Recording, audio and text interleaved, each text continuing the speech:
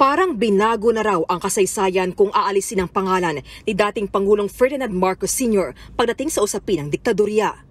Yan ang binigyang diin ng ilang akademiko at mababatas kasunod ng bagong utos ng DepEd.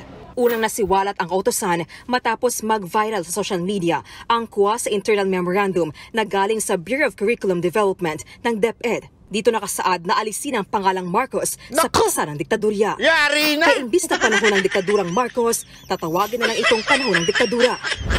Ayon kay Professor Eleanor Hizare ng UST College of Education, dapat bigyang linaw ng DepEd kung ano ang naging batayan kung bakit kailangan itong gawin. Lalo pat may pakay at halaga ang bawat salita pagkasaysayan ng usapan. Importante to, yung mga tinatawag natin nomenclatures or wordings. Kasi pwedeng maging open siya to interpretation at hindi siya pwede maging as factual since yung implementation ng curriculum influenced yan by ano ba yung objectives na sineset. Bukod sa mga aralin, nangangamba rin si Sare na pati sa mga libro ay ma-adapt na rin ito. Si ACT Teachers Party List Representative Franz Castro tuloy, hindi maiwasang mabahala. Kailangan talaga na huwag rebisahin at sabihin talaga yung katotohanan at huwag itago ito sa mga kabataan. Kasi ito naman talaga yung nangyari. In fact, mayroon pang batas para bayaran yung mga nabiktima ng human rights violation, RA 10368. Kaya kailangan ay hindi ito dapat na rebisahin ng Department of Education. Ganito rin ang sentimiento ng ilang magulang. Hindi dapat tanggalin yun para alam ng mga bagong sumisibol yung mga nangyari noon, lalo sa mga bata. Kinumpirma naman ng DepEd ang nasabing memorandum.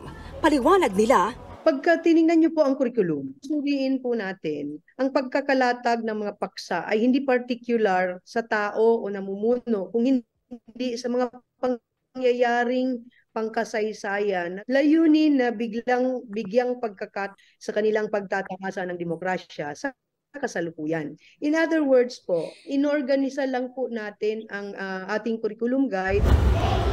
Para sa Coordinating Council for Private Education Associations o COCOPEA, pwede pa rin amyendahan ng mga guro, lalo sa private schools, ang DepEd curriculum. Obligasyon nga raw nilang mga guro na ituro ang kasaysayan sa mga bata nang walang dagdag bawas. That's really the role of teachers, of educators, to ensure that what we teach, or what we pass down to our students, to our learners, are the correct information. We need to be updated. We need to be accurate. We need to be authentic in conveying yung information na yon. Otherwise, of course, certain parts of our history will be lost. Una nang kinundina ng Congress of Teachers and Educators for Nationalism. Alam mo, ito yung yung sinasabi nga nila na, sabi nga nila, di ba, yung winners makes history. Tama yung sinasabi ng ilan nating kababayan dyan. At syempre, yung pagbabago ng ating kasaysayan. Pasensya na ho medyo siguro yung iba sa inyo matututol dito. Ako, medyo hindi naman sa papabor ako. Pero ganito kasi yan tinitingnan ko na maigi. Papaliwanan ko lang ng gusto Hindi sa kinakampihan ko mga Marcos dito. Hindi sa kinakampihan ko ang ating gobyerno patungkol ho dito. Pero ang punto ko kasi dito ay ito. When you say dictator, hindi naman po yan something na facts, agad-agad. Anong punto ko? Wag sinabi mo isang tao criminal, it is proven by court. Criminal siya. Bakit? Nakapatay siya, halimbawa. Criminal. Pero when you say dictator, depende kung sino nagsabi. Diba? Tandaan natin, ang naglagay lang ng salitang dictator dyan ay yung panahon ng mga Aquino, yung kalaban ni Marcos. So, kung ang sinasabi nila, kalayaan ng mga kabataan, kung ano ang kanilang gustong, alam mo yun, kasi sinasabi ng ibang mga dyan, nakikipaglaban, kalayaan yan bakit nyo sinasakalang kalayaan? Yun na nga Let us not put doon sa mga tao yung salitang dictator si Marcos. But rather, explain natin bakit tinawag siyang dictator. Naintindihan natin? Sa madaling salita, Hindi mo naman sinabing, kasi unless pinalitan. Wag na nating gawing dictator Marcos, diktador na si Marcos. Gawin nating bayani si Marcos. Yan, tutol ako. Bakit? Pareho lang yun eh. 'Di ba? Parehong opinion. Ang diktador o pagiging bayani ng isang tao ay isang opinion lamang. Hindi ito facts na merong legal, ito ang ebidensya ng legal at sabi ng korte, dictator siya. At sabi ng korte, bayani siya. Hindi natin pwedeng sabihin yun. 'Di ba? Opinion yan. Opinion kung diktador siya o siya ay bayani. Kaya ang magandang gawin ng mga guro ay ipaliwanag. Bakit ba tinatawag na nagkaroon ng dictatorship noong panahon ni Marcos? Ipaliwanag ng mga guro. Ngayon, ikaw na mamamayan, ikaw na bata, ikaw ngayon na magsabi kung etong klase ng pamumuno ay diktador o hindi. Yun, binibigyan mo ng kalayaan ang estudyante na magsabi kung diktador siya o hindi. Yun lang po sa akin. Diba? Naintindihan niyo ibig sabihin? Kasi dapat, paano na lang? Ito, halimbawa. Halimbawa lang Kunwari lang, nanalo, hindi si Marcos, si Robredo. Tapos, itawag niya, palitan niya lahat ng textbook. Killer Duterte ang ilagay niya. That's an opinion, di ba? Kasi wala namang guilty ang husgado para sabing killer si Pangulong Duterte. Pero yun ang inilagay ni Robredo. Halimbawa lang, sa textbook. O hanggang ginamit, killer Duterte, killer Duterte, killer Duterte. Di yari tayo. Di ba? So ano ang punto ko dito? Dapat magkaroon ng tamang objective na proseso ang DepEd. Tama yung sinabi nila, ipaliwanag kung bakit na lang sila tinawag na dictator. Wag nating, kasi masyadong politika yun eh. A dictator, ang diktador na si Marcos, ganito. Ang diktador, sandali, kanino ba nanggaling yan? Diktador ba saan yan? Hindi ko sinasabing hindi siya diktador Hindi yun ang sinasabi ko dito Hindi ko sinasabing hindi diktador si Marcos. Ang sinasabi ko dito, let the people say kung diktador ba siya o hindi. Explain it to the people. Bakit to? It's the same thing with Aguinaldo. 'Di ba? Pinagbibintangan si Aguinaldo na pumatay kay General Luna. 'Di ba? Pwede ba nating sabihin na siya ang killer kaagad? Depende kung sino sumulat. Okay? So anong papaliwanag natin? Ano yung yung evidence around it? Tapos let the people judge kung pinapatay ba talaga ni Aguinaldo si General Luna. 'Di ba? Huwag nating ilagay doon.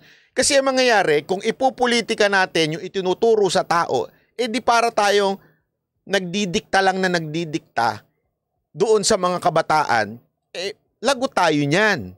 Paano pag dumating ang panahon, ang nanalo ay isa na namang tiwaling kung sino man at tapos ginanon niya. Halimbawa lang kung si Marcos ngayon at sinabi inutusan ng DepEd na basta lahat ng merong Aquino ganito ang gawin mo. Ilagay mo tong additional word na ito. Hindi rin ako papayag. Kasi hindi dapat pinupolitika ang pagtuturo sa bata. Let the child or let yung mga estudyante ang mag-decide. Totoo ba na itong si Aquino ay supporter ng mga makakaliwa, supporter ng NPA, etong mga Aquino? Ipaliwanag, hindi yung, hindi, basta. Lahat ng textbook ngayon, ilagay dyan, NPA, ang mga Aquino. Hindi rin tama yun. Nagigets niyo ibig ko sabihin? Pinupolitika natin yung textbook. Ganon ang ginawa during the time ng mga Aquino. Pasensya na pero sa tingin ko kasi ganun talagang ginawa nila. Ipinulitika nila ang textbook. Ulitin ko alam naman nyo siguro to. I am a critical of this government. Pero kung pupolitikahin mo pati ang pagtuturo sa bata, isang malaking katarantaduhan yun. Para sa akin. Okay? Ang magandang gawin dyan, explain bakit ba tinawag na diktador ang Marcos. ipaliwanag. Ganito kasi nangyari nun. Now, do you think, kasi ganun eh, tandaan nyo, paano kung nasabi yung ganito? Kasi naalala ko talaga, meron ako isang guro na tuwang-tuwa ako pag siya ang nagtuturo ng Jose Rizal. Ito pa sa JRU ko ito natutunan. Teacher ko ito, professor ko sa JRU. Kaibigan to ng nanay ko. Hello po, nakalimutan ko na yung pangalan niyo po. Pero alam mo, pag siya ang nagtuturo ng Jose Rizal, talagang nakikinig ako kasi ang ganda ng pagtuturo niya. Alam mo yung very objective yung pagtuturo niya. Tapos, kasi minsan meron tayong may judgment tayo na ganito si Jose Rizal, ganito si Jose Rizal. Hindi siya, pag nagturo siya, itatanong niya sa'yo, ganito ang ginawa ni Jose Rizal. Ganito ang batikos niya sa gobyerno. Ano sa tingin ninyo? Ano sa tingin ninyo ang nangyari dito? Bakit ganito? Sa tingin nyo ba ganito? Ayun yung gusto ko. Hindi nyo ginagawang mga puppet yung mga bata. Hindi, paniwalaan nyo, ganito ang gobyerno natin. Paniwalaan nyo, ganito. Ano tayo? Di kayo ang diktador. Totoo lang, ha? Pasensya na, ha?